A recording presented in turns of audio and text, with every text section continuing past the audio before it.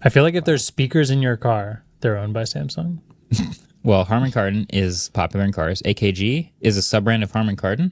B&O, though, is owned by LG. No, it's not.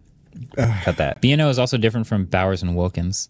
Yes. Right. So there's And JBL is owned by Samsung as well. and there's a lot of, I think budget phones are interesting, as I said in the video, because you always have to find the ways to impress the buyer, but then you spent money on that, so you have to find ways to save money and give them an overall package that's worth the price that will sell. And different budget phones have different ways of doing that. iPhone SE, very different philosophy from Pixel 7a, very different philosophy from Moto G, very different from Samsung A series, and I like this one. But I just got to see something pretty cool. So you might remember a couple months ago we had RJ, CEO of Rivian, on the Waveform podcast where we talked about R1T, their electric pickup truck, and R1S, their electric SUV, which I like very much. Both of them very premium, all-wheel drive electric vehicles with this adventure theme. And if you remember during that interview, RJ actually snuck in a mention of R2 coming soon, which is their next generation platform. We have a smaller set of products, creatively we call R2, R3, Right. But they move into different form factors, obviously different sizes.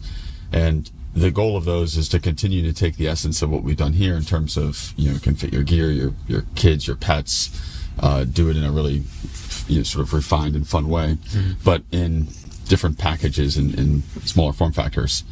And that's what I just got to see. Oh, and by the way, they also had a one more thing, which was R3 and R3X, which is even further down the line. So R2 is 2026 and R3 is some unknown time after that, with an even cheaper, even smaller, but possibly even sportier combo of vehicles. So I'm curious what your guys' reactions are for these.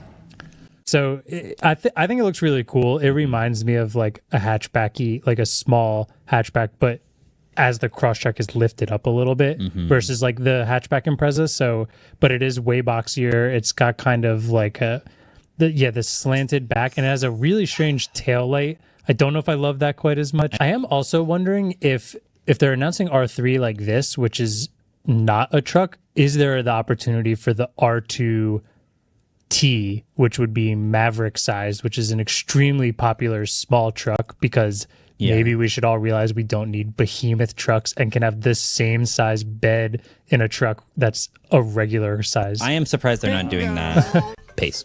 Waveform is produced by Adam Molina and Ellis Roven. We're partnered with Vox Media Podcast Network, and our intro music was created by Vane Sill.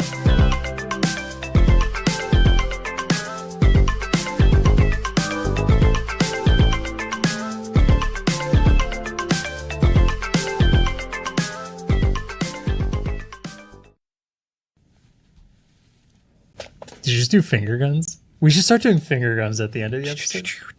Oh, we don't want to get demonetized though. It's a water gun. It's a Finger water guns. Water gun